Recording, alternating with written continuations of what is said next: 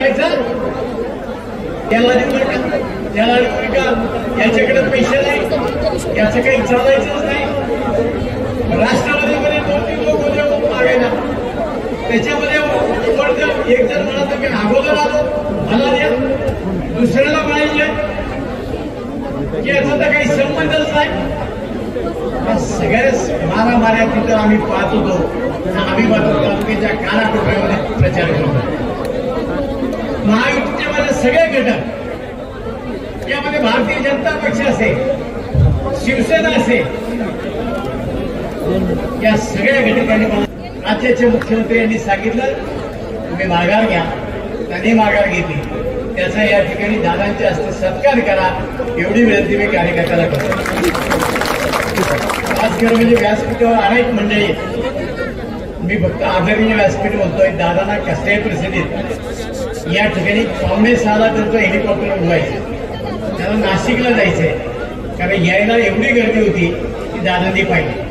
दादा, खेड तालुक्यातल्या चाकण शहराला सगळ्यात जर मोठा प्रश्न असेल तर तो वाहतुकीची समस्या. ही वाहतुकीची समस्या जर कमी करायची असेल तर आम्हाला अजित पवारांच्या शिवाय पर्याय नाही. आता सगळ्यांना सांगतो की ज्यावेळेला फार मोठ्यापणे आंदोलन सुरू व्हायला लागलं, मी अजितदादाकडे गेलो. दादा, लोक आपल्यावर चिडले, रोजची वाहतूक कोंडी आहे. मार्गकालांनी बैठक लावली, सगळ्या अधिकाऱ्यांना बोलवलं, ताबडतोब सगळी अधिकाऱ्यांना काढली गेली. आता याच्याकडे काढताना अनेकांचे प्रपंच उद्ध्वस्त झाले.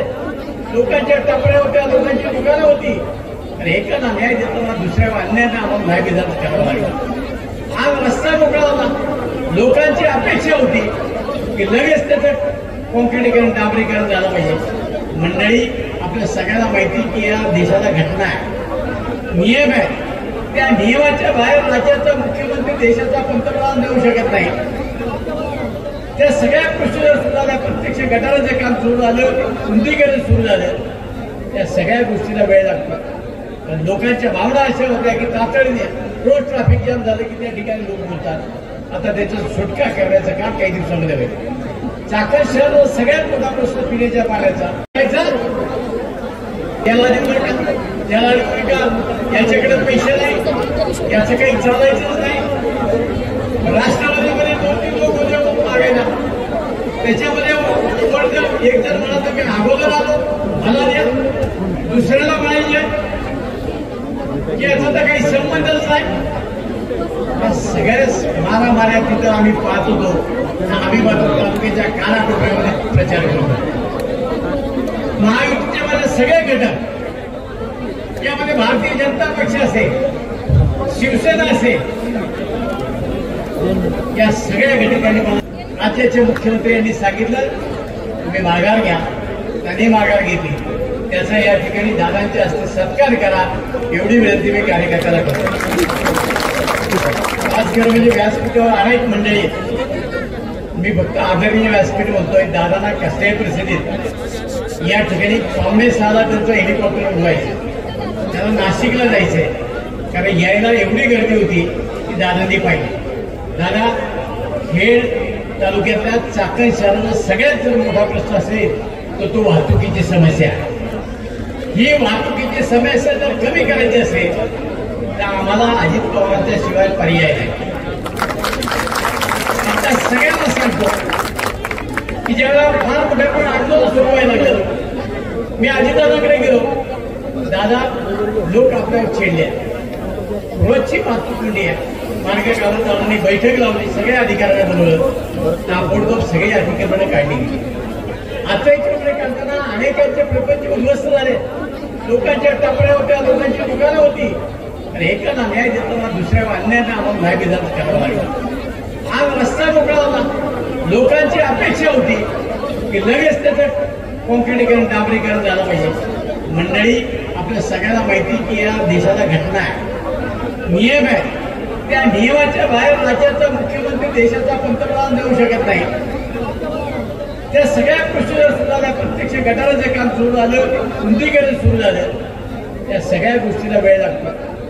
लोकांच्या भावना अशा होत्या की तातडीने रोज ट्रॅफिक जाम झालं की त्या ठिकाणी लोक बोलतात. आता त्याचा सुटका करण्याचं काम काही दिवसामध्ये होईल. चाकण शहर सगळ्यात मोठा प्रश्न पिण्याच्या पाण्याचा अनुभवलाय आणि म्हणून तो कायदा आला.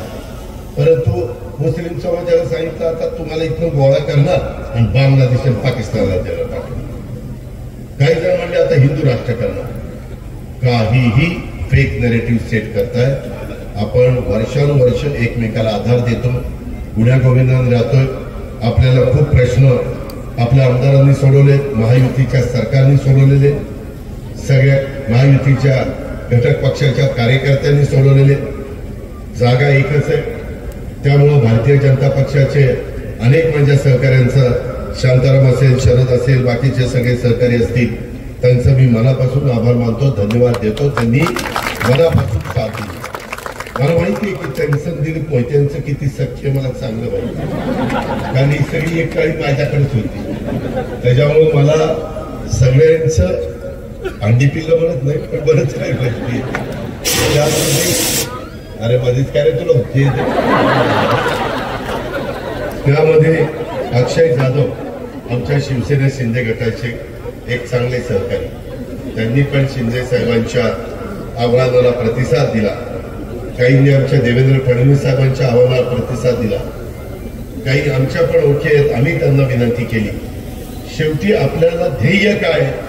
आज आमच्या महायुतीच्या सगळ्या घटक पक्षांचं ध्येय राज्यामध्ये पुन्हा महायुतीचं सरकार आणायचं. आणि त्याकरता महायुतीचे जिथं जिथं उमेदवार उभे असतील, मग घड्याळाचं चिन्ह असेल, धनुष्यबाणाचं चिन्ह असेल, कमळाचं चिन्ह असेल, ते चिन्ह त्या ठिकाणी आपल्याला कुठल्याही परिस्थितीमध्ये बटन दाबून निवडून द्यायचंय. इथं 2 मशीन 2 नंबरला नाव आहे आणि ते बटन आपण दाबायचंय. हे मला कचरा केलेला आवडत नाही. माझ्या बहिणी सगळ्या तिथं सगळ्या अंगावर पडते. त्याला घ्या रे पोलिसांना घेत ताब्यात, त्याला चालू बघा ना, माझ्या पण अंगावरच पडते. अरे गुलाबी आहे, गुलाबी आहे, किती तर गुलाबी आता कळलं. गुलाबी लोक म्हणतील गुलाबी शिवाय याला काही दुसरं दिसलं. अरे गुलाबी बरोबर पिवळं दिसलं पाहिजे, भगवं दिसलं पाहिजे, हिरवं दिसलं पाहिजे,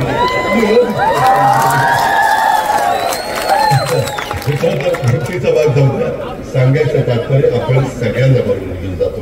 कुणाचा अनादर करण्याचा अधिकार तुमची माझी मराठी संस्कृती नाही, महाराष्ट्राची तशा प्रकारची शिकवण पण नाही. उलट मी खेडकरांना, राजगुरूकरांना, चाकणकरांना सांगी, आम्ही अनेक वर्ष प्रयत्न करत होतो. तुमची माझी मातृभाषा शिवाजी महाराजांच्या आधीपासून चालत आलेली, तिला काही 1000 वर्षाचा इतिहास आहे. त्या मराठी भाषेला अभिजात भाषेचा दर्जा द्या. एवढी सरकार आली, कुणी काही गुंतून बघितलं नाही. मोदी साहेबांनी मात्र झटक्यात तिथं आपल्याला अभिजात भाषेचा दर्जा त्या ठिकाणी दिला. जे आहे ते आहे, बाकीच्यांचं नाही धाडत. आमच्या ऊस उत्पादक शेतकऱ्यांच्या डोक्यावर इन्कम टॅक्स होता.